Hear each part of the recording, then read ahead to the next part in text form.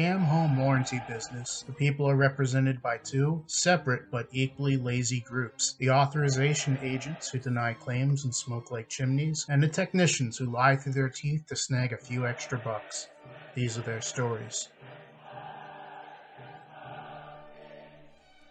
Hello and welcome, and thank you for joining us here once again for another Scam Home Warranty video. Today we have a triple feature for you.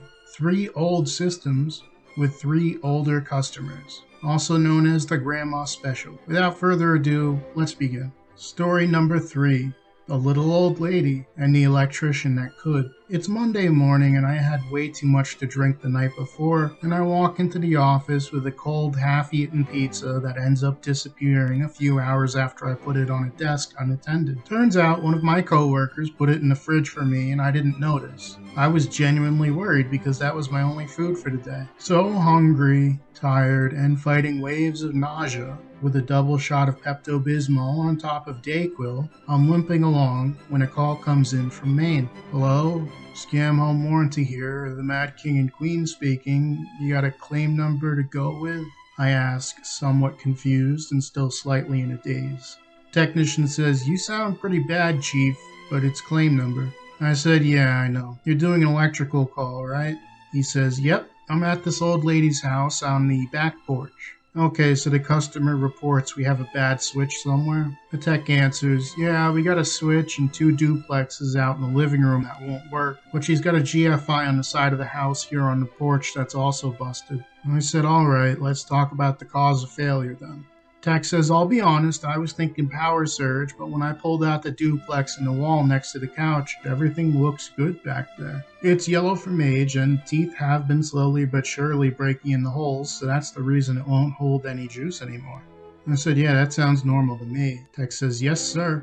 I said, "What's going on with the switch then?" Tech said, "It's hanging on the wall loosely. I don't know if somebody hit it with something, but the screws are stripped. Looks okay otherwise. Box is fine, but it will need a new faceplate." I asked, "What about the GFI on the porch? What's it doing or not doing?" "The ground was loose," the tech said. "I tightened it up, fiddled with the lead, and it's back in action now." I was worried, GFIs are tough little suckers. I said, "Yeah, I know. I was an electrician's apprentice after college myself." Tech says, "Oh, so you know what this entire job is going to look like then? Maybe 20 minutes of real work, an hour total for the job with parts cheaper than $10. He said, "Yeah, but we both know that's not how the bean counters see it though." I replied, "You don't have a price guide, so tell me what's your quote then." "Well, $50 a part on the duplexes, $75 on the switch. I'll throw in that GFI for $30. Did the customer pay you the service call fee?" I asked. "Yeah, that's $45 off the top. So you need auth for $110 for today's work?" Tech said, "Yes, I do." So typically we don't cover anything on the side of the house. The customer didn't mention a GFI, possibly for that reason when she first called in the claim, but I'm going to throw in a pinch of goodwill on the claim to cover it. I have auth for the full 110 here for you when you're ready. Tech said, "Go ahead, I got my book open." I replied with the authorization number. "Alright, thanks for helping out the customer, by the way." I said, "Hey, thank you for the good pricing on the job, it means a lot to me." Click. Epilogue to the claim is, believe it or not, I was the one guy in auth with the highest goodwill every week. I only did it on tiny claims. I figured it's easier to cover the whole claim than have customer service deliver a partial denial when there's a tech in the house still. Also, most guys in auth wouldn't even think to use the goodwill button. It's just not a button that we went over in training. It's not something they highlighted or encouraged you to do in any way. I doubt anybody in auth ever used it without being told explicitly by a supervisor to do it. Story number 2. Look, this thing is older than your dad. Here's a little bit of background on this claim. It says right there in the policy on the 3rd to last page, Scam Home Warranty reserves the right to offer cash in lieu of repair at our rates, which may be lower than market value. It also says Scam Home Warranty may choose to offer the customer funds towards the replacement of a unit that has failed at our costs, which may be lower than market value. Usually the former is much cheaper than the latter, and this is one of those times. The call comes in on a random weekday when I'm still dusting off the cobwebs from the previous night's ordeal with a huge cup of coffee and a stale donut. I answer the phone. "Morning, Scam Home Warranty. Got a claim number to start off with?" Tech says, "Claim number, but I hope you're sitting down." Pulling up the claim, I asked, yeah, what's the deal? Looks like a typical gas oven range stovetop combo. What's going on with it? Cutting right to the chase? He asked. I like that. Look, the model and serial are both faded. The nameplate is falling off at the seams. I said, sounds pretty normal for an older model. Well, this is probably the oldest model I've ever serviced myself, and I've been doing this for 20 years. Oh yeah? I said, intrigued. Look, the tech stated. This thing is older than your dad. Can I see it? I asked, intrigued. Tex had already sent the pic and let me know when you get it. Have you ever seen the movie Blast from the Past? Or any other period movie made in the 80s but about the 50s? Or even that episode of Futurama where Fry becomes his own grandpa? Well, this oven was older than that. It was spotless, immaculate. Somebody bought this in the 50s and put a lifetime worth of tender love and care into it. You could still see the powder baby blue it was originally painted, but now cracked and falling off. This is the oldest oven known to man, I said, looking at the picture. Tex stated I wouldn't even begin to know how to fix this. I'd have to call up a junkyard or an antique store to even find parts. Okay, I replied, I can handle some of the legwork if you know what's wrong with it, and we can come up with a solution, the tech explained. 3 of the burners aren't working and the gas assembly inside is dead.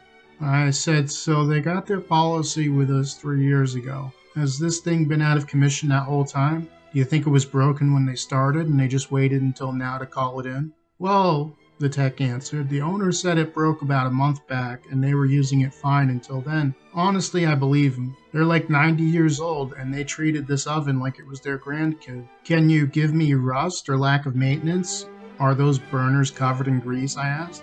Nope, this thing is clean as a whistle, the tech replied. Alright, give me a minute, but let's just say I pulled those 4 parts out of thin air. How much labor would you need for this kind of job? 2.5 hours. I'd have to do it slow and delicate, the tech explained. Yeah, that figures. Please hold. Click. With the tech on hold, I looked up that brand and found a couple of burners on UED for $50 a pop, but the gas assembly was $200 alone. So, doing the math on my end, I got a total of $437. Putting the tech back on. Alright, are the customers home, I asked? Tech said they're out in the living room listening to NPR on the radio. Tell them that we can either offer the cost to scam home warranty on the repair at $437, but we'd round it up to $450 in the form of a check, or they can find an oven they want, we'll order it for them, but they paid a difference. Tech says, alright. About 2 minutes later, the tech is back on the phone. Our customer says they want $4.99 if you're going to send them a check.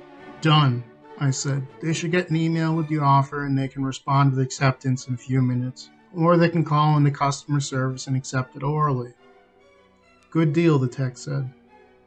Well, I'll see you later, I said, hanging up the phone and closing the claim.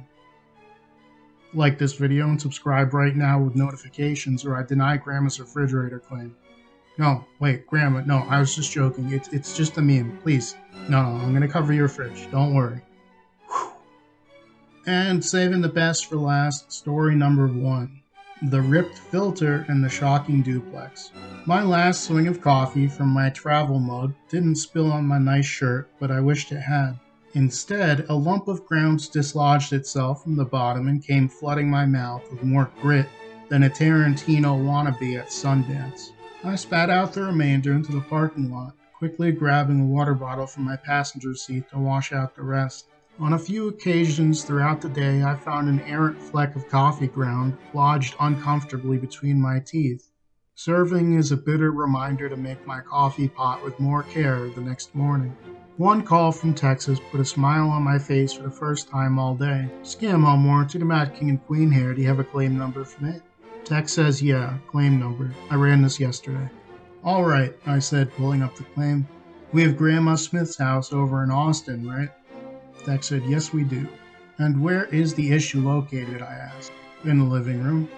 And what was the failure? The tech explained. 2 outlets were shocking the customer. So they got shocked anytime they used it? Tex said, yes, I got shocked myself on both of them. So what was the cause of failure, I asked. We had 2 cracked boxes, the tech answered. Wait, these boxes are physically cracked? Did they hit them with something? The tech said, no, from age. These boxes were ancient. What was the recommended repair, I asked. I replaced both boxes and I put new duplexes in, the tech answered. Did you do that live, I asked. Of course, the tech replied, but I killed the breaker first. So are both of those boxes working now, I asked.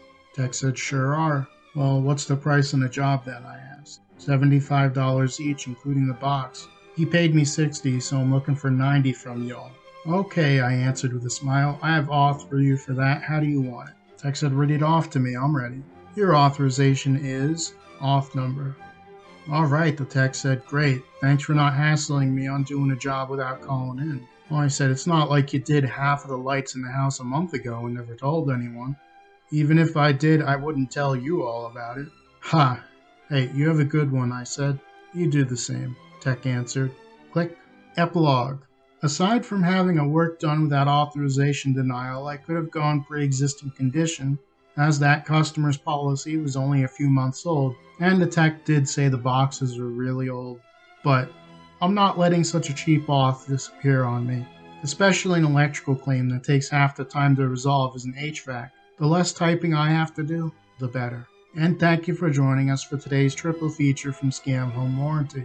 If you haven't already, please consider hitting the like button, the subscribe button, ringing the bell so you don't miss any notifications. If you'd like to interact with Scam Home Warranty on other social media, we do have a Discord you can join, a Twitter you can follow, a Twitch you can subscribe to. We have a Patreon if you are feeling especially generous. I'd like to give a special thanks to our Tier 3 sub D_B for being with us from day one. Thank you so much, it means the world to us. You can also follow us on Instagram. And until I see you in the next video, have a good day.